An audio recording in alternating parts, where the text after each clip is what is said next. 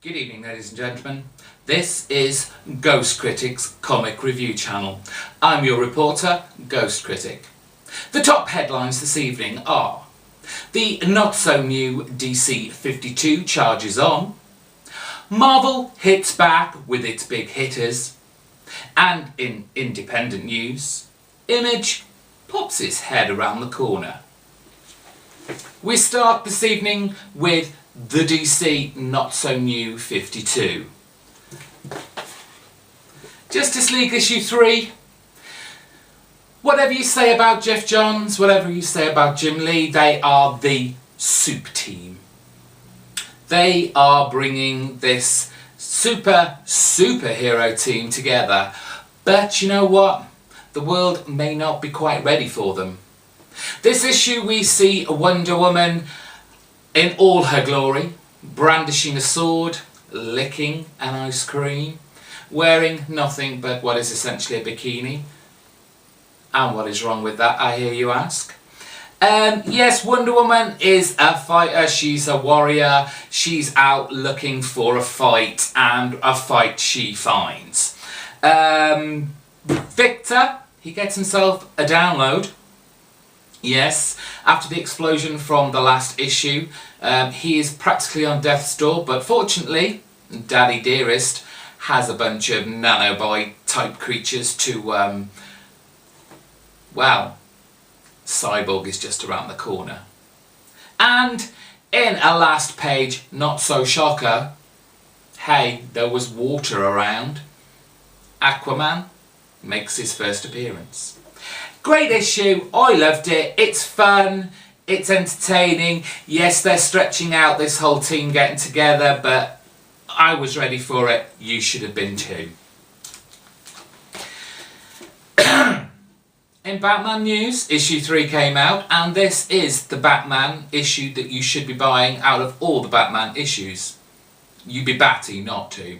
Yes, we have more revelations and reveals regarding the Court of Owls and its Talon. And this is just a great story building up from Scott Snyder, with obviously great artwork by Capullo still. Snyder has really got the balance between, you know, the action sequences with Bruce, Batman going out and beating up some hoodlums, some mobsters in the underground train system.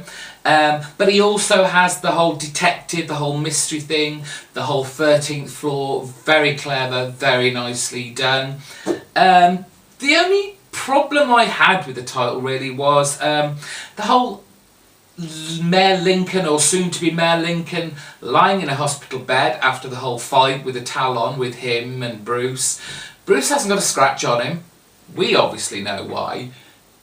Why has Lincoln not just put, like, not necessarily two and two together, but, you know, is thinking, why am I in a hospital bed and you're just standing around, you know, suited and booted still? Hey, that was Batman issue 3. In Marvel news, The Punisher issue 5, and rather a subdued issue this time round. This takes place 100 days later after Frank's battle with the Vulture in the sky where he fell.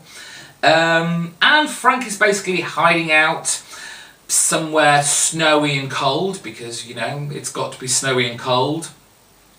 And of course, you know, there's this criminal element they're called the Exchange, and you know, they obviously have a lot of wealth, a lot of access to people and guns, etc, etc. They can get the Vulture, for God's sake, but they can't find the Punisher yet. A small little black boy can. Oh. There was a nice interaction between the boy and Frank Castle. First, from the boy, there was a kind of admiration and adulation from him, but when he actually worked out who the Punisher really was, well, not so admiring then. This storyline, it's a slow builder. Rucker is laying his groundwork. He's keeping all the relationships, the characterizations of these characters spot on. It is satisfying, if a little slow. Chetto's art, still dark and brooding, like our anti-hero, old Punny. I'm loving it. It's still one of my top titles from Marvel. Another title that I am incredibly enjoying. Yes, Incredible Hulk issue 2, where we find out basically Banner's a dick and doesn't know when to let go. The Hulk just doesn't care and he wants to just be left alone. That's par for the course. And we get a shark attack. And those poor little molloids, they've got an unwelcome visitor or two visiting their cavern. Hey, it's Aaron, it's Silvestri. It's fun, exciting. You buy the issue for the art on this. It's just fantastic. Always been a big fan of Silvestri's drawing. Pick this up. It's a very good title. And I've never bought an Incredible Hulk issue ever, apart from obviously this one and the one last week. Ultimate Comics X-Men issue 3 is here. I ain't buying this Humans Created Mutants storyline.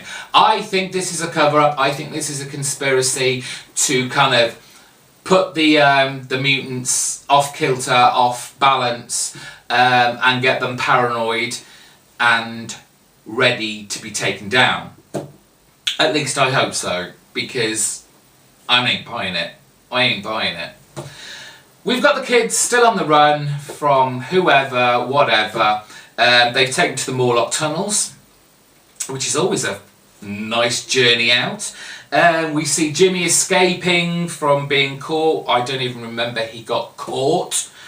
And William Stryker, the mutant hunter, makes his explosive move.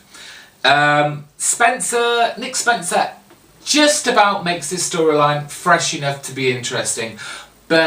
And I think we are never going to get away from this, but the storyline is a bit hackneyed and cliched. Yes, the world hates mutants. They're hated, they're feared, and it's only because of a few bad eggs. Most of them are really quite nice, and you could go out for a beer with them. What do I know? It's okay. It's not going to get your pulse racing, but it's okay. Medina's art, bit cartoony, still fun and enjoyable. Finally from Marvel this evening, Amazing Spider-Man 674, and apparently now he's the world's greatest superhero. We're back to kind of old Spidey territory here. He is again hated, feared, a bit like the X-Men. Yes, he's got the anti-Spider Patrol behind him. After him. He's got the police after him. He's got, eventually we all know, the Vulture's going to be after him. And his ex Carly. Oh no, please do not get these two back together. I will start a petition. Dan Slott, if you put those two back together again, instead of getting him with MJ, I am not going to be a happy bunny. Anyway. Everyone, this storyline starts off, everyone wants to come to Manhattan because they think they're going to get spider powers after the Spider Island debacle. Of course, this isn't happening, but the Vulture is getting his gang of merry men, kids, to pick up these strays that are coming into the island to make some sort of vulture flying army that are stealing from penthouses along the way. Building up story. After Spider Island, what are you going to say? Is anything going to be as exciting to begin with? Do we feel a little bit let down? Should we feel a little bit let down? I wasn't. Slot, again, humour, action, storyline progression, relationships. It's what Amazing Spider-Man's all about. And finally, in independent news, it is Morning Glories. And in true Lost style, which I just love, we get a different perspective running up to the wood run, which they all started last week. Only this time we come from the perspective of Zoe and, again, Hunter and their kind of relationship. And neither of them really come out looking that great from this, though you do kind of side with Hunter. It's very chaotic, but in a very good kind of lost what the hell's going on kind of way. And you just wonder who the hell is in charge of all this. What is this wood run? What is going on in the wood? And why isn't anybody running? And Nick Spencer and Joe Azima, they're just a great team together. I say this every time an issue comes out. You have to be crazy if you're not picking this up. Please. I think there's 2 volumes out now collecting the first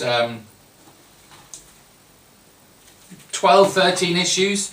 And they've also brought a hardcover out, an oversized hardcover, which I'm sure has got both of them in. So, you know, Christmas is coming up. Write those lists out. Santa might get you them. You never know. Anyway, this is GhostCritic signing out after being just a little bit silly with his newsreader get-up. I hope you enjoyed it. Don't forget, if this is your first time, it's not always like this. There's a subscribe button up there. Hit it if you haven't already. Down there, there's a comment box. Tell me what you thought of this week's comics. Tell me what an idiot I am for doing this. It's a bit of fun. Anyway, I'm out of here. I haven't got a cameraman to turn the camera off, so good night.